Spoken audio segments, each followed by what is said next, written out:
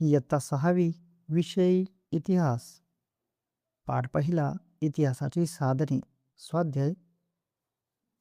प्रश्न पहिला अ. दिलेल्या पर्यायापैकी योग्य पर्याय निवडून विधाने पूर्ण करा. 1. वर्धमान महावीर यांची शिकवण डॅशच्या ग्रंथातून मिळते. पर्याय अ. उपनिषदे. ब. त्रिपिटके.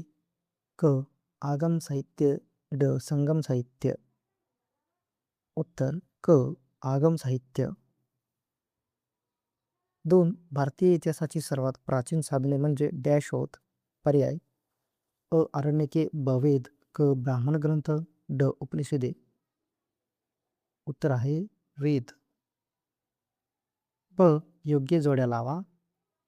गट अ आणि गट ब. तर उत्तर असेल लिखित साधने. परकीय प्रवाशांनी लिहिलेले प्रवास वर्णने. 2. भौतिक साधने. नाणी, शास्त्रास्त्रे. 3. मौखिक साधने. लोकगीते. प्रश्न दुसरा आहे संकल्पना चित्र पूर्ण करा. इतिहासाची साधने. भौतिक साधने, मौखिक साधने, लिखित साधने. ब. चित्र कोणत्या साधन प्रकारात मोडते ते लिहा. 1. भौतिक साधने. 2. भौतिक साधने. 3. लिखित साधने.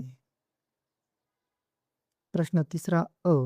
खालील प्रश्नांची थोडक्यात उत्तरे लिहा.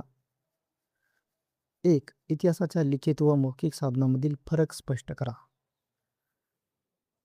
उत्तर.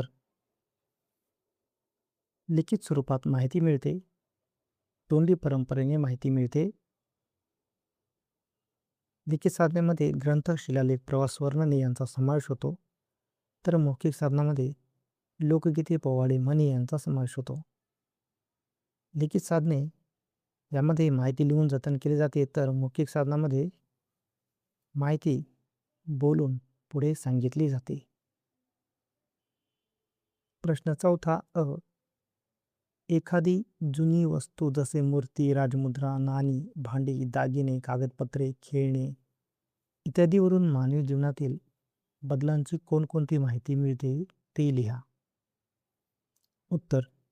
जुन्या वस्तूवरून त्या काळातील लोकांचा व्यवसाय, अन्नपदार्थ, वापरातील वस्तू, दागिने, मनोरंजनाची साधने व सामाजिक जीवन यांची माहिती मिळते.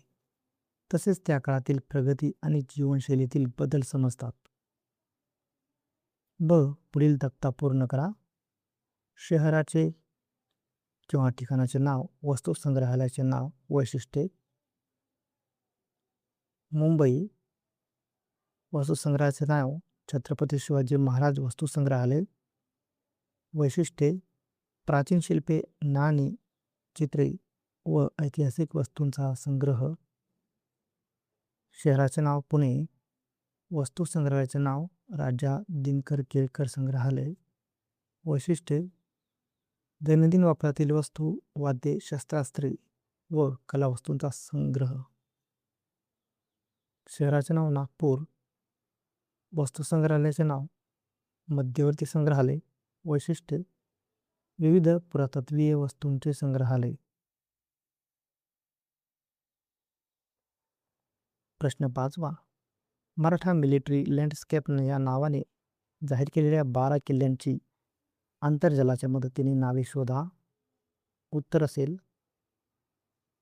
1. सिंधुदुर्ग. 2. सुवर्णदुर्ग. 3. विजयदुर्ग. 4. राजगड. 5. खांदेरी. 6. जिंजी. 7. रायगड. 8. प्रतापगड. 9. पन्हाळा. 10. शिवनेरी. 11. लोहगड. 12. साल्हेर.